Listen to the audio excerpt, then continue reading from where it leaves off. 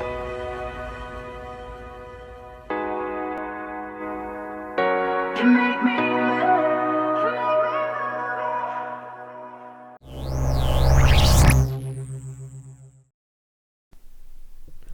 is Lesson 1 of Bitcoin Basics.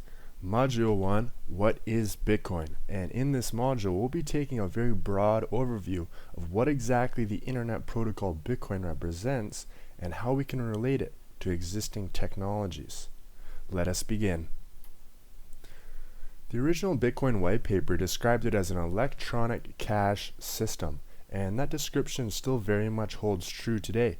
Bitcoin can be thought of as a very novel and 21st century way to move money. Indeed, it is truly a new form of money as a technology.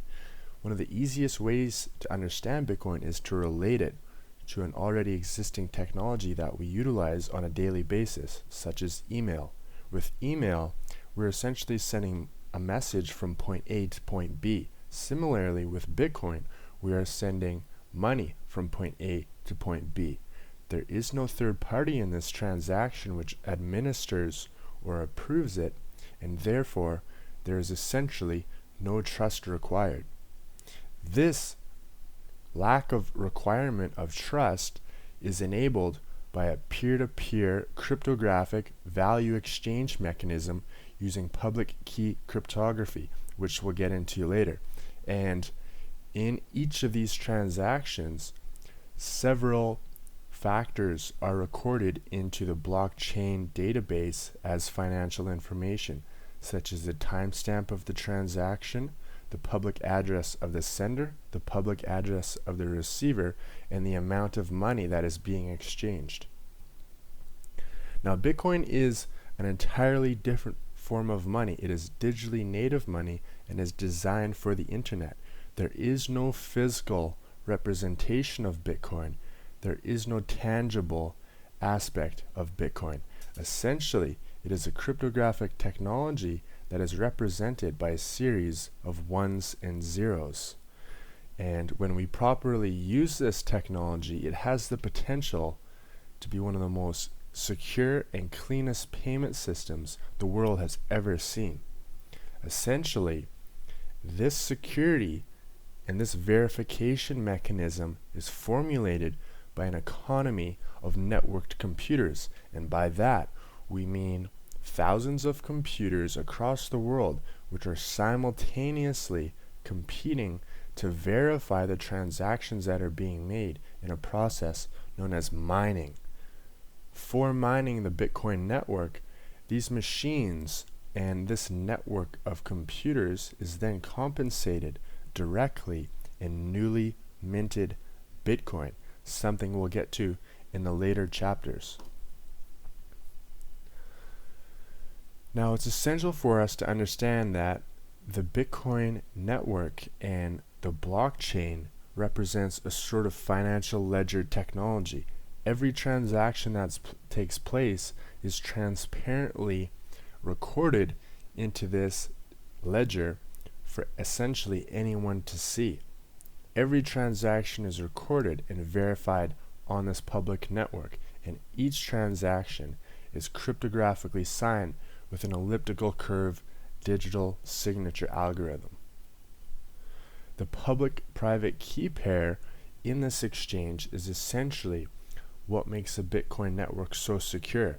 Every Bitcoin wallet holds a 128-bit public-private key pair, and the private key is what digitally signs the transaction for it to take place.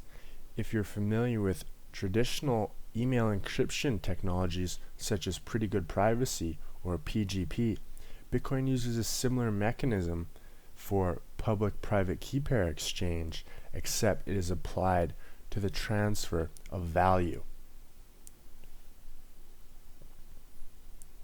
This brings us to the conclusion of our lesson 1, and a very important step as we begin this exploration of the Bitcoin technology would be to take a look at the original Bitcoin white paper, and it can be found at bitcoin.org/bitcoin.pdf, and if we go to it here, we see the original Bitcoin white paper written by Satoshi Nakamoto in 2008 and originally distributed to a list of cryptography experts. And it reads as follows: Bitcoin, a peer-to-peer electronic cash system. And we will only read the abstract. A purely peer-to-peer version of electronic cash would allow online payments to be sent directly from one party to another without going through a financial institution. Digital signatures provide part of the solution, but the main benefits are lost if a trusted third party is still required to prevent double spending. We propose a solution to the double spending problem using a peer-to-peer network. The network timestamps transactions by hashing them into an ongoing chain of hash-based proof of work, forming a record that cannot be changed without redoing the proof of work. The longest chain not only serves as proof of the sequence of events witnessed, but proof that it came from the largest pool of CPU power. As long as a majority of CPU power is controlled by nodes that are not cooperating to attack the network, they'll generate the longest chain and outpace attackers. The network itself requires minimal structure. Messages are broadcast on a best effort basis, and nodes can leave and rejoin the network at will, accepting the longest proof of work chain as proof of what happened while they were gone.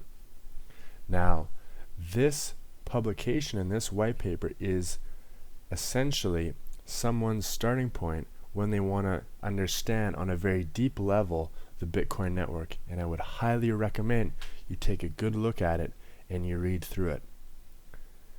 That's all for now.